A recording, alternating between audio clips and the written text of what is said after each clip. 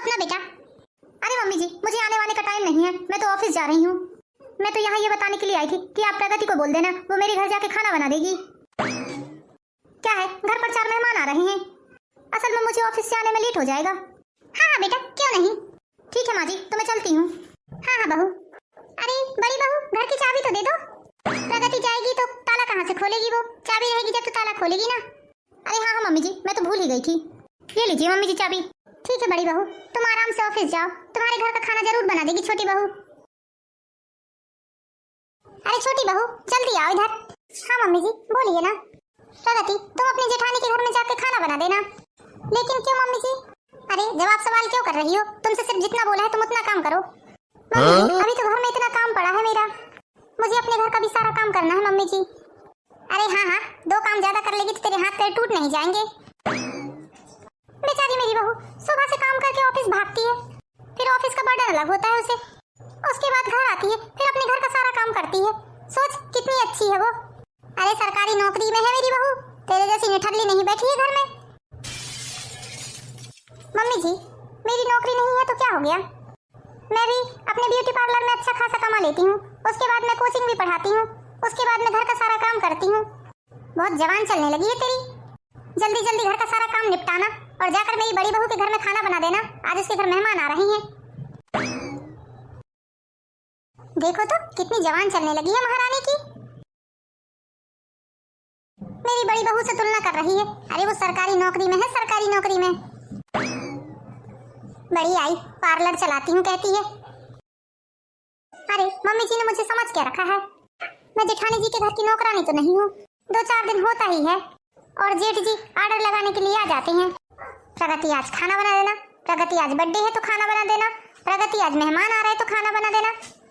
अरे मैं इंसान हूँ, कोई मशीन थोड़ी ना हूँ जो अपने घर का काम करके जाऊँ उसके बाद उनके घर का काम करूँ। इतना करने के बाद भी तो जेठानी जी मुझसे सीधे मुंह बात नहीं करती। होगा उनको घमंड अपनी सरकारी नौकरी का। मैं भी कोई कम थोड़ी ना हूँ, मैं भी महीने का 20,000 रुपए कमा ही लेती हूँ। और ऊपर से हमारी सासू माँ हमेशा अपने बड़े बेटे और बड़ी बहू का ही पक्ष लेते हैं। पता नहीं मुझसे कौन से जन्म की दुश्मनी निकालती है हमारी सासू माँ। किसी दिन अच्छा खासा सुना ही दूंगी। मैं तो बस रिश्तों का लिहाज करती हूँ, इसलिए सब काम दौड़े दौड़े कर देती हूँ, चलो रिश्ते खराब ना हो। मम्मी जी और पापा जी की सेवा तो मैं और ये दोनों मिलकर करते हैं। फिर भी मम्मी जी तो सिर्फ अपने बड़े बेटे और बड़े बहू का ही गुणगान करती हैं। कहती हैं दोनों सरकारी नौकरी में हैं। अरे भाई, सरकारी नौकरी वाला ही कमाता है क्या, बिजनेस वाला नहीं कमाता। प्रगति, यदि तुम्हारा चूल्हा चौका समझ गया हो तो जल्दी से बड़ी बहू के घर चले जाओ। और सुनो प्रगति, घर से अच्छे वाले चावल ले जा लेना वहाँ बनाने के लिए।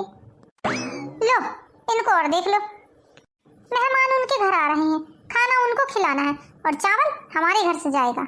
ये कौन सी बात हुई? अरे अब जाओ भी। हाँ जा रही हूँ मम्मी जी। नौकरानी बनाकर रख दिया है इन लोगों ने मुझे, किसी दिन तरीके से ही सुनाऊंगी। मम्मी, हम बड़ी मम्मी के घर क्यों आए हैं? मेहमान आ रहे हैं बेटा, उनके लिए मुझे खाना बनाकर रखना है। श्रेया बेटा, तुम अब यहीं बैठकर टीवी देखो, तुम्हारे बड़े मम्मी और बड़े पापा आते ही होंगे। देखती हूँ जाकर किचन में क्या बनाना है खाना। हे भगवान, आज तो पूरी चक्करघन्नी की तरह लगी हूँ मैं, एकदम ही थकान होने लगी है। घर के सारे काम से फ्री हुई और यहाँ आकर काम में भिड़ गई। ये क्या प्रगति, तुम इतने आराम से बैठी हो? अरे दीदी, आप आ गए ऑफिस से? अरे मेहमान आते ही होंगे और तुमने अभी तक खाना नहीं बनाया है? दीदी सारा खाना बन गया है, बस पुड़िया सेकने की रह गई हैं। हाँ तो जल्दी बनाओ ना, क्या कर रही हो? दीदी आज काम ज्यादा होने से मुझे चक्कर आने लगे हैं। अच्छा बहाना बना लेती हो प्रगति तुम, मेरे घर का काम करना पड़ गया ना तुम्हें, इसलिए चक्कर आने लगे हैं। नहीं दीदी, ऐसी कोई बात नहीं है, आप जाइए, मैं पुड़िया सेक कर रख देती हूँ। इसकी इन्हीं हरकतों के कारण मम्मी जी इस पर गुस्सा करती हैं। एक नंबर की आलसी देवरानी है मेरी, अजीब दादागिरी है। एक तो मैं इनके घर का काम कर रही हूँ और ऊपर से आकर ये मुझे 4 बातें अलग सुना रही हैं। इन्होंने समझ क्या रखा है मुझे? प्रगति बहू, बन गया क्या खाना? जी भैया, बन गया खाना। हाँ तो सारे गेस्ट आ चुके हैं, जल्दी से खाना लगा दो। जी भैया। ये जेठ जी भी कोई कम नहीं है, देखा कैसा ऑर्डर लगा रहे थे मुझे। खाना बन गया क्या? अरे प्रगति कोई इनके घर की नौकरानी नहीं है, अब तो दोबारा साफ साफ मना कर दूंगी मैं। अरे देखो तो जरा कैसे बोल रहे हैं जेठ जी आकर, प्रगति खाना लगाओ जल्दी से। यही बात जेठानी जी को बोलना चाहिए उन्हें। खाना शुरू कीजिए भैया भाभी। बेटा खाना तो बड़ा स्वादिष्ट बना है। अच्छा हाँ तो खाइए पापा जी। दीदी एक बात तो है, आपकी देवरानी है बहुत अच्छी। अरे भाभी आपको बहुत बड़ी गलतफहमी है कि मेरी देवरानी बहुत अच्छी है। ये आप गलत बोल रहे हो दीदी। अरे भाभी आप तो ऐसा बोल रहे हो जैसे बहुत पहले से आप मेरी देवरानी को जानते हैं। आपको नहीं पता वो कैसी है। आप उसे जानती हैं कितना है। अरे जितना भी जाना है मुझे तो वो अच्छी ही लगी। आप जब भी उसको बोलते हो कि मेरे घर में आके खाना बना देना तो बेचारी अपने घर का काम धंधा छोड़ के आपके घर में खाना बनाने के लिए आ जाती है। और अकेले खाना ही नहीं बनाती, आपके घर का सारा काम करके जाती है वो। अरे अभी भी आपने खाया पिया और यहाँ आकर बैठ गई, वो बेचारी पूरी रसोई समेट रही है। अरे उसकी औकात ही यही है। वो मेरे घर के काम इसीलिए करती है दीदी क्योंकि मेरे घर में सारी सुख सुविधाएं हैं। अरे और उसे यहाँ पर खाने के लिए भी तो अच्छा अच्छा मिलता है। आपने देखा नहीं वो और उसकी बेटी कैसे खाने में टूटे जा रहे थे। भूख मर रही है माँ बेटी दोनों। भाभी मैं आ रही हूँ, थोड़ा सा मुझे काम है। कितनी एहसान फरामोश है मेरी ननद। बेचारी उसकी देवरानी कितना काम कर रही है, उसकी तारीफ के बदले उसकी बुराई किए जा रही है। दोनों पति पत्नी बेचारी को कितना कुछ सुना देते हैं, चुपचाप सुन लेती है वो। कैसे कैसे लोग रहते हैं भगवान दुनिया में। आखिर जेठानी जी की असलियत आ ही गई मेरे सामने। मैं तो जब से इसके घर पर आई हूँ एक टुकड़ा भी खाना नहीं खाया है मैंने। अभी तक तो जो भी किया मैंने सास के कहने पे किया, लेकिन आज के बाद मैं इसके घर पे कोई भी काम करने नहीं आऊंगी। दीदी मेरे बारे में कितना गलत सोचती हैं।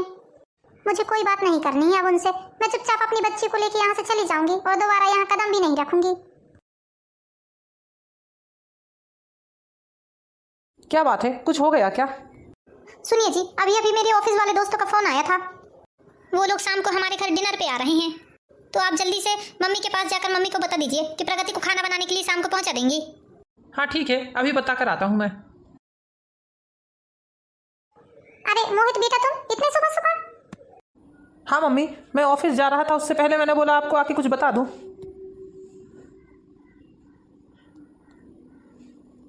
मम्मी प्रगति को बोल देना घर में जाके खाना बना देगी। हाँ ठीक है बेटा। ठीक है मैं चलता हूँ माँ। प्रगति जल्दी इधर आओ। क्या हुआ मम्मी जी? तुम्हारे जेठ जी आए थे अभी घर पर। अच्छा क्या बोल रहे थे भैया? अरे क्या है ना, शाम को उसके घर में गेस्ट आ रहे हैं तो तुम जाकर खाना बना देना। अरे मम्मी जी मैं तो आपको बताना ही भूल गई, आज मैं अपनी सहेली के घर जा रही हूँ, उसके बेटे का बर्थडे है। अरे पहले तुम्हारे घर वाले जरूरी हैं ना कि सहेली। मम्मी जी उसने बहुत दिन पहले से ही मुझे बता दिया था। मैं तो जाऊंगी अपनी सहेली के घर। हे भगवान अब क्या करेंगे? अच्छा बहाना मिला है मुझे, मैं तो जाने वाली नहीं हूँ जेठानी जी के घर पे। इनके घर का सारा काम करो जाकर और ऊपर से इनकी चार बातें भी सुनो। सुभाष तो मुझे बताकर चला गया, लेकिन अब उसके घर में खाना कौन बनाएगा? छोटी बहू भी अपनी सहेली के यहाँ चली गई है और मुझसे तो उस घर के काम भी नहीं होते। अपने घुटनों के दर्द के मारे मैं तो ढंग से घर का काम नहीं कर सकती, तो उसके घर का काम कैसे करूंगी? देखती हूँ मैं भी अपने घर में ताला डाल कर जाती हूँ, थोड़ा बहुत कुछ काम ही करके रखूंगी। आज ही जाना था छोटी बहू को भी। हे भगवान मुझसे तो काम ही नहीं हो रहा है। बड़ी मुश्किल से तो मैंने सिर्फ दाल चावल ही बना पाया है और 7 बजने लगी हैं अभी तो रात के। अब क्या करूं मैं? सपना बहू भी आती होगी। प्रगति बन गया क्या खाना? अरे मम्मी जी आप, प्रगति कहाँ है? बहू वो तो अपने फ्रेंड के यहाँ गई है बर्थडे में। अरे उसे घर ज्यादा जरूरी है या बाहर वाले? उसे पता होना चाहिए था कि आज मेरे घर गेस्ट आ रहे हैं। आपने बना लिया क्या पूरा खाना? नहीं बहू मैंने सिर्फ दाल चावल ही बनाया है। हे भगवान सिर्फ दाल चावल बनाया है आपने? 7 बज गए हैं। हे भगवान विकास जल्दी आओ इधर। क्या हुआ सपना, क्यों इतनी जोर से चिल्ला रही हो? अभी तक खाना नहीं बना है और शाम के 7 बज गए हैं। अरे प्रगति कहाँ है माँ, आप क्या कर रही हो किचन में? तुम्हारी बहू है ना, अपनी सहेली के यहाँ गई है उसके बेटे के बर्थडे में। अब क्या करेंगे? हे भगवान गेस्ट तो आते ही होंगे। करना क्या है, अब जल्दी जाओ और सारे गेस्टों को फोन करके मना करो हमारे घर में खाना नहीं बना है करके। अरे बहू चलो हम दोनों मिलकर जल्दी जल्दी बना लेते हैं। अरे नहीं मम्मी जी मेरे से नहीं होता इतना काम। आपकी बहू को तो मैं देख लूंगी बहुत अच्छे से। अब आप जाइए अपने घर। हाँ माँ सारा मूड खराब कर दिया आप लोगों ने, इतना अच्छा मूड था हम लोगों का। जाइए माँ अब तो जाइए आप घर। हे भगवान जाओ विकास तुम जल्दी से फोन करके सारे गेस्ट लोगों को मना कर दो। आ जाएंगे तो मैं क्या खिलाऊंगी उन्हें? मम्मी जी कम से कम आपको बनाकर रख लेना था खाना। अरे बहू, मेरे घुटनों में बहुत दर्द होता है, तुम्हें तो पता है ना। तुम्हें तो बहुत अच्छे से पता है कि मैं अपने घर में एक गिलास भी इधर की उधर नहीं करती हूँ। ऐसा नहीं है मम्मी जी, आप सब नाटक बताती हैं। जाइए आप तो अब अपने घर जाइए। लेकिन बहू, इतना सारा दाल चावल बना है। अरे वो हम सब देख लेंगे, आप तो अपने घर जाइए।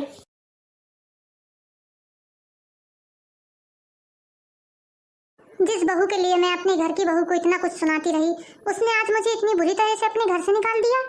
अरे मैं तो हमेशा ही उसकी तारीफ करती थी और हमेशा ही उसकी मदद करने के लिए अपनी छोटी बहू को पहुंचाया करती थी।